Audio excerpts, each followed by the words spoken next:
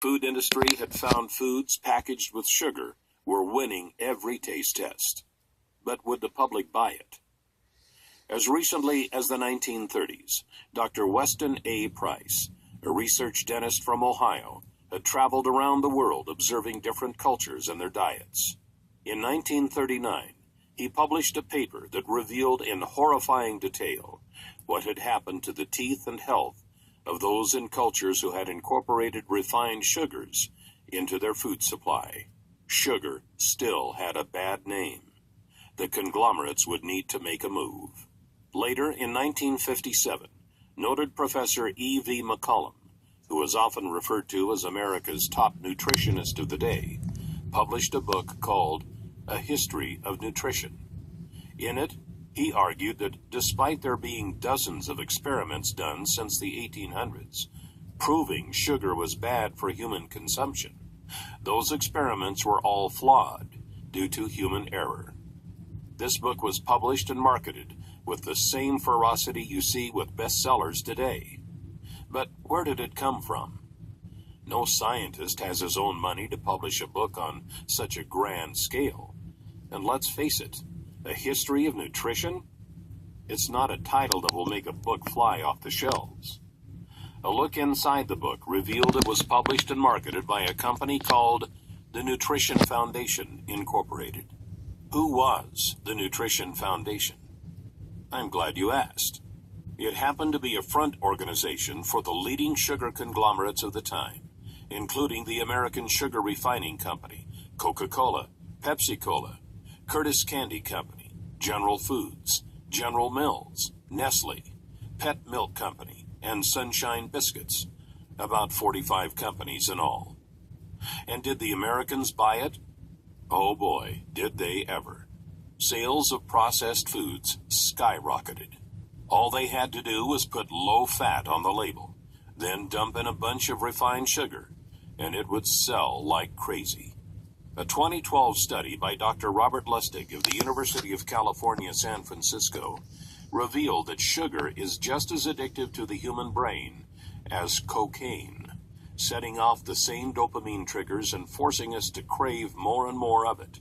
So it was only natural that humans would begin to consume the new sugared products at a feverish rate.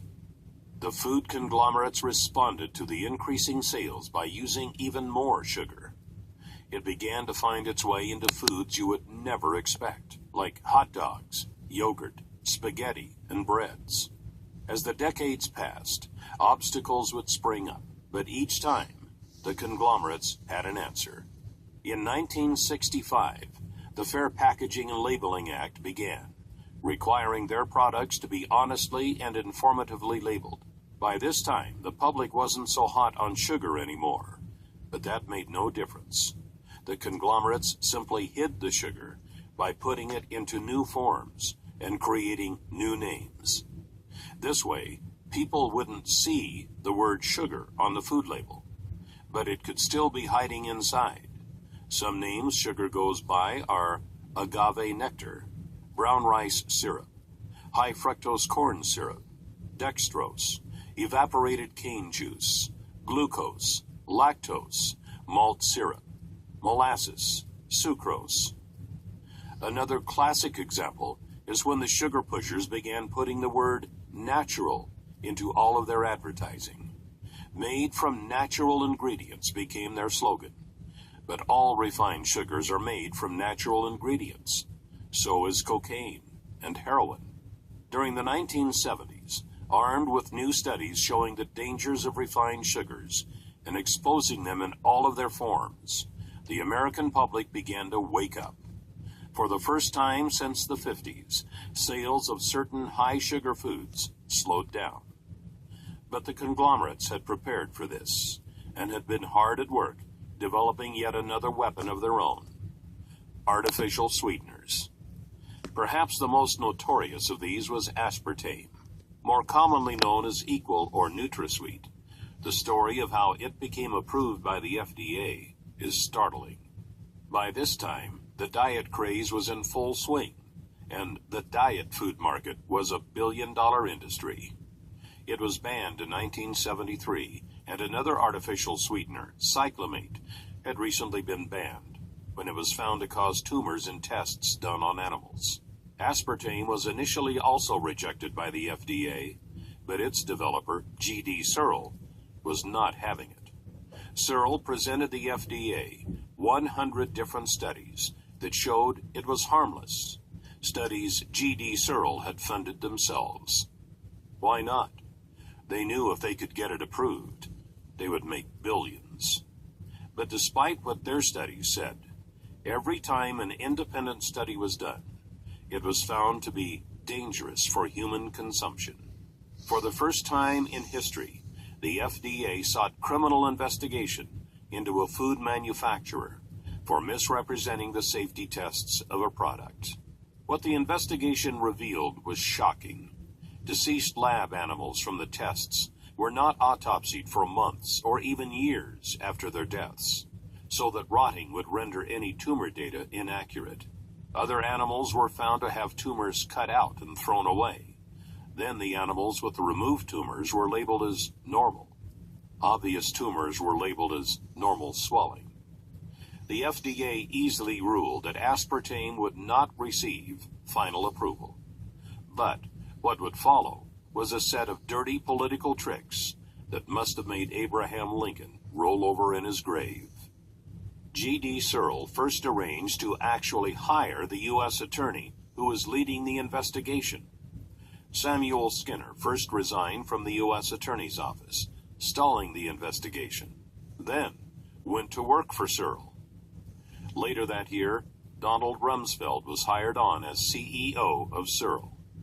Yes, the same Donald Rumsfeld that was Secretary of Defense during the Bush administration. He appointed several political buddies to top management positions and proclaimed he would get aspartame approved within 1 year. At the time, Reagan had just been elected, and Rumsfeld was part of Ronald Reagan's transition team, who was in charge of choosing a new FDA commissioner. They appointed a man named Arthur Hall Hayes, Jr. One of Arthur Hayes' first acts as FDA commissioner was to appoint a 5-person panel to review the final decision to reject aspartame. 3 of the 5 panel members still voted not to approve it, citing the animal tumors as a big concern. So what did Hayes do? Simple. He appointed a 6th member to tie the vote at 3-3. Then Hayes, a man who knew nothing of food additives, decided he as a commissioner should get a vote also. He then cast the deciding vote himself in favor of approval. Shortly after this scheme, Hayes resigned from his position as FDA commissioner, after which he was hired by Searle for a position paying hundreds of thousands of dollars a year. I know this sounds like a tale from a political horror movie, but sadly, it is 100% true. After all was said and done, aspartame was approved. Coca-Cola began using it to make Diet Coke, which they then marketed as a weight loss drink. In that first year alone, the FDA received over 600 consumer complaints reporting headaches, dizziness, and other strange reactions to this new foreign substance our bodies were never designed to handle. But the food conglomerates had won.